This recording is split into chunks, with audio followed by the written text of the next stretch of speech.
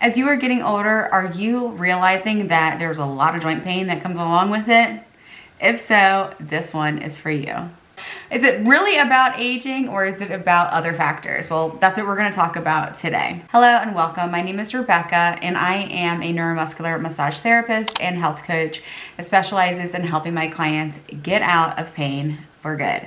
And so in today's video, I want to talk about having joint pain over 40. And really this can start in your 30s like it did for me. And so when I was 39, I swear I woke up that morning and it was like everything hurt and I saw wrinkles on my forehead I had never seen before. And I'm like, oh wow, this is what happens. I thought that, I wouldn't have a problem getting older. I don't care about the number. It's just the changes that come with it that I don't quite like. For me, it started off as a knee injury. Probably about 2 years ago, I injured my knee. It was really just a repetitive strain injury from just kind of overdoing it, not listening to my body, not being quite ready postpartum to really push as hard as I was doing.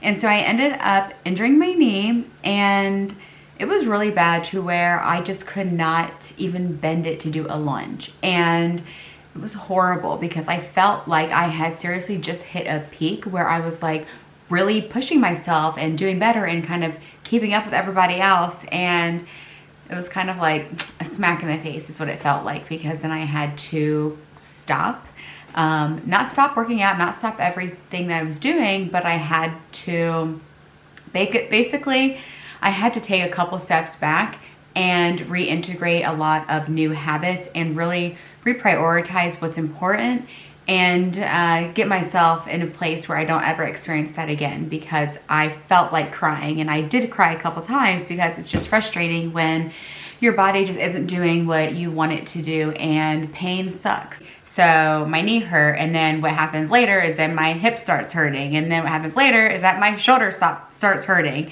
And really, I think what's happening is compensation was happening with like my hip and my knee, and then my shoulder started hurting because I couldn't work out as hard on my lower body at the gym, so I went extra hard, on my shoulder. So is it really about aging or is it about other factors? Well, that's what we're going to talk about today. So why do we experience more joint pain as we get older? I think the number one answer to this is just years of misuse, overuse, or disuse. When we're younger, we can get away with it because our body is repairing quicker. We don't have as much stress or responsibility. We just have a little bit more energy and stamina. And yes, there is a hormonal factor, but it really comes down to we probably weren't taking care of ourselves as good as we should have. And so now we have to be more intentional with those things. This pain really could be stemming from an old injury or repetitive use or strain. So you've been, working a job maybe for the last 15, 20 years, and that adds up. I had a client recently who came to see me, and she is a runner, and she says to me, she said, I've been running for 20 years and I've never had a problem. And I'm like, did you hear yourself? You've been running for 20 years. Like at some point, things do catch up. And so now, when she didn't have to stretch ever, she does now. Doesn't mean she can't run. Doesn't mean she has to stop what she's doing. But now she's being more intentional. The other reason that we experience more pain as we get older is because we tend to slow down. And not because we have to or we should, because as we get older, actually we still need to move, and we may even need to move quicker, which we'll talk about in a second. But the thing is, we don't prioritize our workouts as much because maybe, we have children, we have jobs, we have other responsibilities. At this point, some of us are starting to take care of our, parents.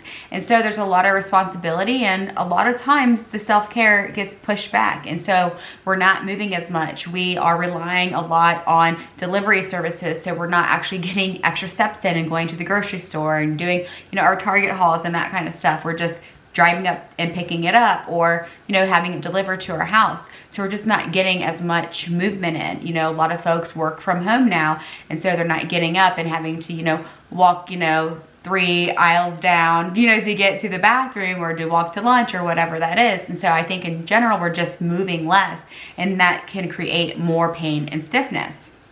Now the other thing is hormonal factors. Like there are hormonal changes that happen that affect our joints. But I will say that just because you have hormonal changes doesn't mean all of a sudden it's just because of that you have problems. There was always something underlying that now is just brought up maybe because of the changes, because I do take care of a lot of clients and I see them just address the hormonal problem by getting HRT, and it does not solve all the problems. It can be very helpful, and I'm not anti-HRT. If I need it one day, I will certainly be popping that pill. However, you know, it's not, again, the only thing and only factor. It just kind of puts things, you know, on display that were already there. One of the biggest hormonal changes that does affect, you know, the way you experience pain is estrogen. As estrogen decreases, it actually increases inflammation because estrogen is a natural anti-inflammatory, and it reduces the fluid, the synovial fluid, the lubrication in your joints, and therefore causes stiffness. And this actually happens, you know, during your cycle normally. So like even, you know, people like even, you know, women in their 20s will experience this shift. So it's not necessarily just you're in perimenopause or menopause and it's lower. This can happen throughout the month of, you know, a cycling person. And you watching this probably are still getting your cycle, but you might be noticing these different changes. It's something really important to consider and keep in mind that these changes happen throughout the month, and it's not like now you're here and you're gonna stay there forever. And even if you hit menopause, or when you hit menopause, doesn't mean you have zero estrogen, you know, but so there can still be some different fluctuations there that you may find things are better or worse. There's research out there that's starting to link, you know, frozen shoulder, plantar fasciitis, hip bursitis, and other conditions, even fibromyalgia, you know, with hormonal issues, and I still would argue that there's an underlying cause there. So what can you actually do about it? Because often we can't really change our hormones. Well, there's much more that you think that you can do. And first you want to start by tracking your symptoms. Like I said, even if you're perimenopause, menopause, that fluctuation is still happening, and you want to track that to find your unique patterns. What's actually causing your pain? Once you can identify what the reasoning is for your pain, then you can actually take steps forward to keep it from happening again. And I'm going to just assume that your pain is something that has already been checked out by a doctor, and you know that there's nothing serious going on, that you know that there is nothing torn that needs to be repaired, that there's no actual injury. Things that definitely need to get attention probably and need some treatment, but nothing serious that needs medical attention. And if you haven't had something checked out and it is serious, severe pain, it's probably a good place to start, because sometimes it's just nice to know nothing really is wrong, because pain can be so strong that you feel like something has to be wrong, it has to be broken, it has to be torn, something is wrong because the pain is so bad. And that's often not the case. It's just that pain can be really bad and it really sucks. And so it is nice to, you know, see a doctor and make sure there's nothing serious going on. And if, you know, you get that result that like nothing is going on, that provides its own frustration, because you're like, well, if nothing's going on, then why do I hurt so bad? And because again, it's not serious enough to where it needs like surgery, for instance, or repair, or, you know, very invasive medical treatment, but it does need attention, because that pain is your body's way of communicating with you. So it's talking to you, trying to get your attention and say, I need some love. There's a few root causes that I want to talk about today, and we'll go over them, and maybe your pain is actually caused from one of these. So the three main causes of pain stem from either physical tension, inflammation, or stress. So in the realm of physical tension, this could be an imbalance, so like a strength versus weakness imbalance. This could be related to your posture, just how you are sitting and standing on a day-to-day basis. And it also could be due to some sort of repetitive strain or positioning. So in your work, if you are repeating the same tasks over and over again, that can strain that part of the body. It could be also if you're sleeping in like a weird funky position, or sitting on your couch watching TV in a weird funky position, that over time those muscles basically adaptively shorten to cater to that positioning, because our body just likes to conserve energy. And so that can then cause the imbalance in the muscle. The next area is inflammation. Inflammation creates pain, and you could have inflammation due to poor diet.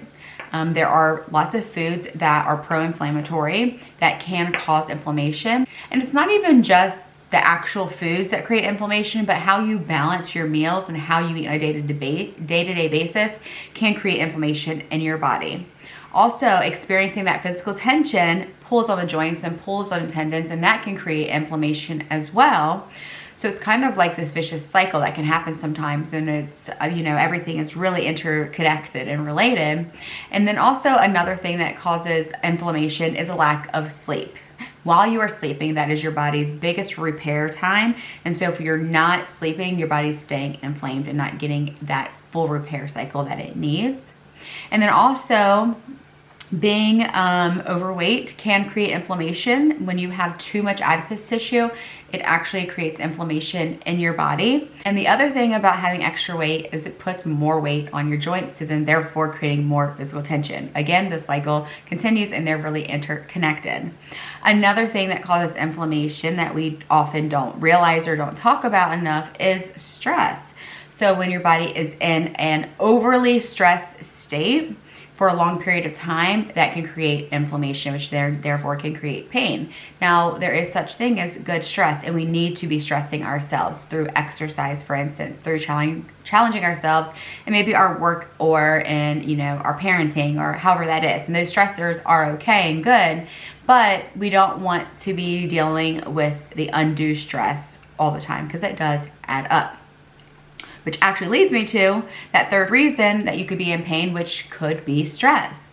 And with stress, again, this ties into physical tension, because the bracing that happens, so you tense your muscles, it's a physiological or psychological thing that happens, is that you brace and you tense your muscles. And that is in response to stress. It's almost like your body is just like waiting for something to happen, so it tenses up. If you start paying attention to this, you might realize, like when you're driving, you're tensing. You could just be sitting in a chair. I noticed this when I was getting a manicure, that I was like clenching my butt, and I was like, what are you doing? Or like my left leg, I was just like tightening it up. And I'm like, what is going on, Rebecca? Why are you doing that? And then when you are aware of it, then you can stop it from happening.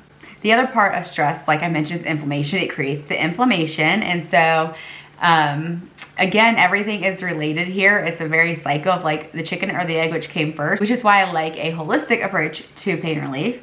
The other thing about stress and why it causes pain is actually it worsens your experience of pain. So the things that you may be picking up and the signals in your body that you're picking up are exacerbated by pain, or by stress. The fact that you're stressed makes you experience pain more, which is why often you will think like, oh my God, something is really wrong because it hurts so bad, but you're just in like a stressed state of mind, and that can actually make the pain experience worse. So what can you do about it? And what is the key to getting out of pain for good? Like I said, the first step is to identify what your root cause or causes are. It's usually more than one. As we can see, it's all interrelated. But the second step is to create routines to offset that, or to treat and address those issues that you have, or those causes that you have identified. So some areas that you really want to consider is, first off, movement. You want to balance your movement. So first off, are you even active? Do you exercise? If not, you need to start somewhere right now, today, after you watch this video, and go take a walk or something. Are you strength training? If you're not strength training, you should be strength training. And if you're only focused on one area, you really need to work on full body. Or maybe you're just strengthening, your large muscle groups, and it's time to incorporate some exercises like Pilates or mobility to strengthen those smaller muscles. Maybe you only do strength training and don't do any cardio, and you're not actually getting the blood to flow and to move, therefore more inflammation. And you might want to incorporate that. You can also incorporate more like stretching and flexibility and balance kinds of exercises as well. Another area to look at is your nutrition. There could be another area to consider and to look at when trying to create these sustainable routines to help you get out of pain for good and have long-term pain relief is in your nutrition. And so there are minor tweaks that you can do around your nutrition that actually offset those root causes of pain and can make you feel amazing by having just little effort and something that you're doing multiple times a day anyway. And so a couple of those things that you could potentially change is, number one, increasing the amount of protein that you're getting, because if you don't have the building blocks for your tissue, then you're not going to have the strength that you need, and you're not going to have the actual muscle tissue that you need to support yourself, in addition to the connective tissue that also requires protein, and collagen can be something that's important as well. Another thing that you can incorporate are anti-inflammatory foods or reducing pro-inflammatory foods, so you can offset that increase of inflammation that happens not only with estrogen, but just as we age, as we get older, that we get more inflammation because our repair processes slow down. You also really want to make sure that you're hydrated, because if you're not hydrated, it's kind of like a sponge that dries up. That's what happens to your tissue, and the hydration helps to keep things moving and the fluid going, and that can decrease the inflammation and tension that you experience. And also balancing your blood sugar. That's very important for overall health, for energy, for hormones. It's also important to maintain a healthy weight. And this is something I talk to my clients a lot about, of trying to even identify and describe and define what a healthy weight is, because it might not be what you think. But it is important to not carry a bunch of extra weight, because again, that's putting so much pressure on your joints. It's putting you at risk for many health conditions and diseases. And it's just so much strain on your body, again, with that inflammation, the physical tension, and the stress. And it's very important to maintain a healthy weight. You also really want to prioritize your recovery. And so recovery is not just rest. Recovery is sleep, like actually quality sleep. And honestly, don't rely on your watch or ring to tell you if you're sleeping well. As we get older, we actually require a little bit less sleep. And the biggest judge of that is really, how you're feeling. Sometimes it's just mind over matter, and not every single day can be perfect. And if you have, small children or have a crazy work schedule, then sometimes it's just literally impossible to get that full, 8 hours of sleep or whatever is recommended. But you know what quality sleep is, and you want to prioritize that. And taking rest also kind of goes into our next little area, which is really looking at your overall stress and seeing where you can cut and where you actually need to build resilience. Because it's not about getting rid of all the stress, but you're probably dealing with stress and creating more stress in your life than you need. And then the stuff that really matters and that you need to be stressed about, you might be avoiding. And so it's important to have that balance there. And again, you eliminate the stress that you can, and then you improve resilience to the stress that you do have to deal with. And then lastly, if this is something that you are struggling with and that you would like support with, I highly encourage you to enroll in Becoming Painprroof and coaching with me, where I can help you step by step to identify the root cause of your pain, to create those systems and routines to get you out of pain that, again, are not these ideal way of being, but something that actually works with your lifestyle, and then support you along the way in the personalization that you need. But I just want to thank you for hanging out with me and letting me share with you how you can get out of pain. I really hope that you found some value in this, and that you can start to think about and identify what may be causing your pain, and then also think about how you can create different routines in your life, or tweak the routines you already have to offset that or to eliminate it. So if you want any more information about Becoming Painprroof and any services that I provide, you can see that in the description. But I will see you next time. Bye.